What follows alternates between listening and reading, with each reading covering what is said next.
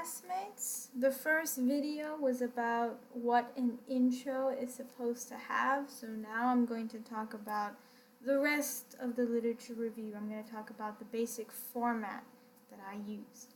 Now, the intro was all about putting a basic summary of the outline, so now we're going to go through every little point, every little part of the outline. So the first thing that I said we were going to cover is what is simultaneous communication. The first thing I did is I gave a basic history about simultaneous communication. And through this basic history, I then also gave the basic definition again. So depending on your topic, if it's tactile, carpal tunnel, repetitive motion injury, whatever the topic is, adding a little bit of history will really help the readers understand the basic definition. Moving on from that, we are now talking about the values of SIMCOM. And the intro first talked about how the brain responds to SIMCOM.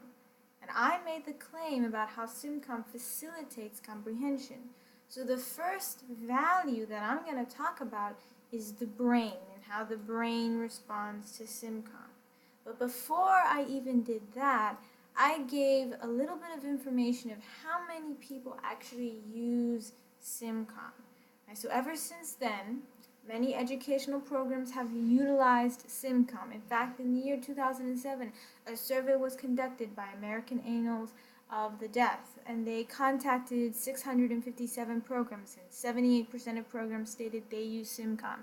So I'm just putting more background information. I'm setting it up. I'm saying that all these people use SIMCOM, therefore there must be some merit to SIMCOM. So maybe you can add some information of how many people actually use tactile, how many people actually get repetitive motion injury. It really does depend on your research question. If this is something you want to do, maybe you don't have to, maybe you don't want to. It's not mandatory, it's just something that I wanted to do.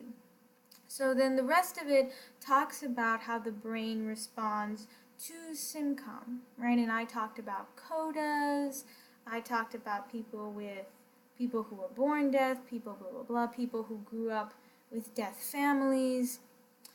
And so I just talked about how their brains responded to SIMCOM, because that's the first thing. That's the first claim, that SIMCOM facilitates comprehension. So here we have the heading, right? Gotta mention the heading is what is simultaneous communication. Subheading is what are the values of SIMCOM, specifically the brain. And then we have another subheading where we're now focusing on SIMCOM and English fluency, and how SIMCOM helps with English fluency. That is another benefit. So here is another subheading. And then we have another subheading about SIMCOM and cochlear implants. I am following the outline I had in my intro. It's as easy as that. And once I'm done with that, I can then move on to the settings. And you gotta realize, you gotta be able to distinguish that settings and values and benefits, those are kind of two separate things. So now we have a new heading, the general settings of SIMCOM. Now, following the outline, the basic summary I gave in my intro, the first one is bimodal bilingual schools. So here we have a subheading. So then I talk about how these schools use SIMCOM and how the students are benefiting. If they are benefiting, are they benefiting? Are they not benefiting?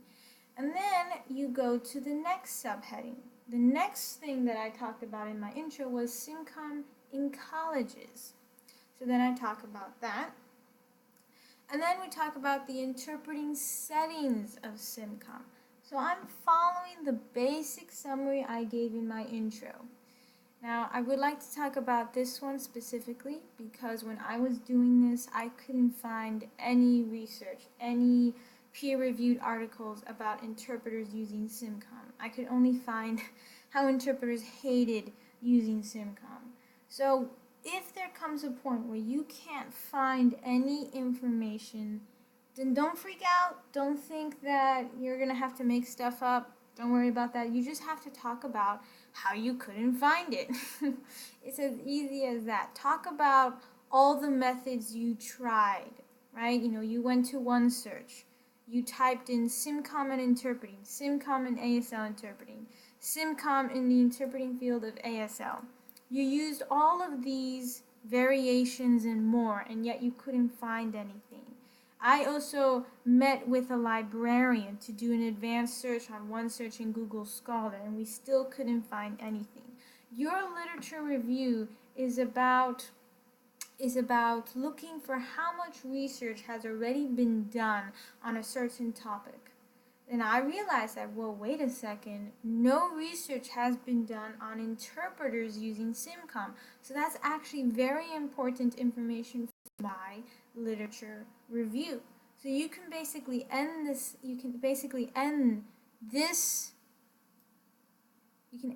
paragraph by stating research is greatly needed in this area. And then you give some questions about why we need this research. Is SimCom used in the interpreting field of ASL?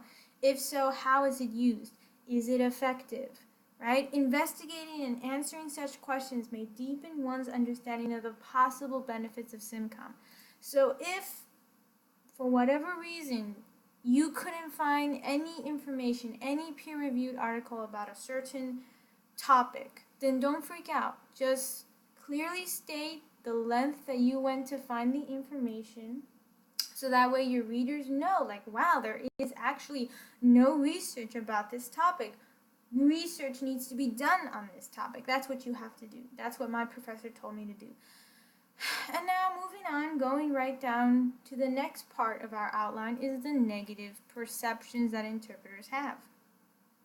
And then I talk about that, and then I do a subheading, why such perceptions? So we talk about their perceptions, and then we talk about the possible reasons, their motives for thinking the way that they do. And then once you have everything, that was the final part of our outline, you do a concluding paragraph. And what is a concluding paragraph supposed to cover? A concluding paragraph is yet again supposed to give a basic summary of what they just read.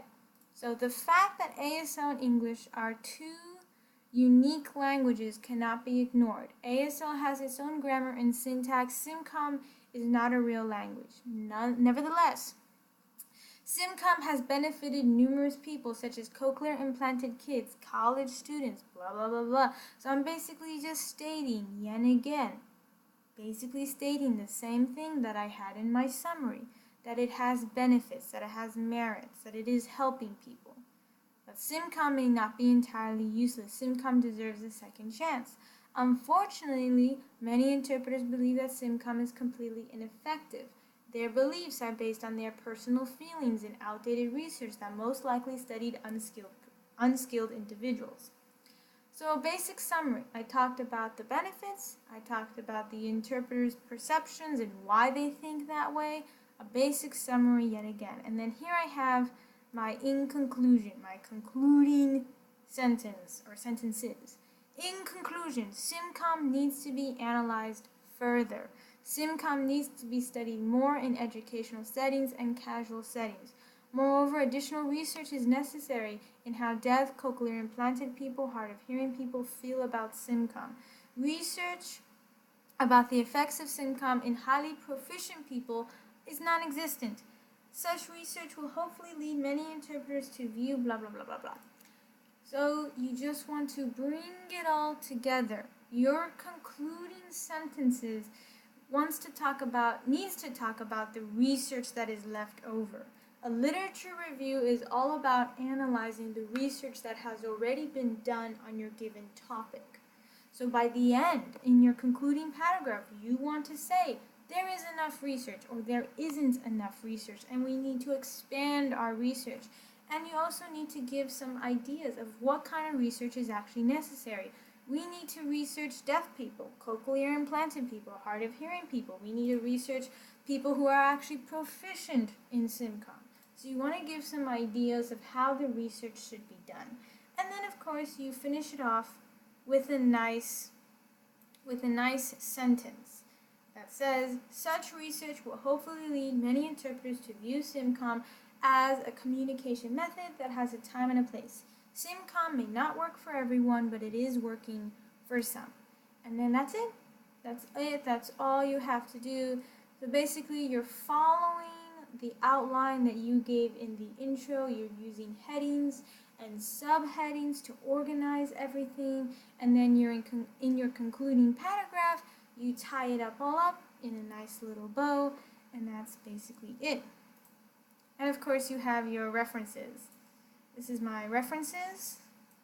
Everything right here. If you need help with references, I will also help you with references, man. Anything you guys need. I'm talking serious. Anything you need, just let me know. Let me know. But that's it. That's all I have for you guys. So good luck.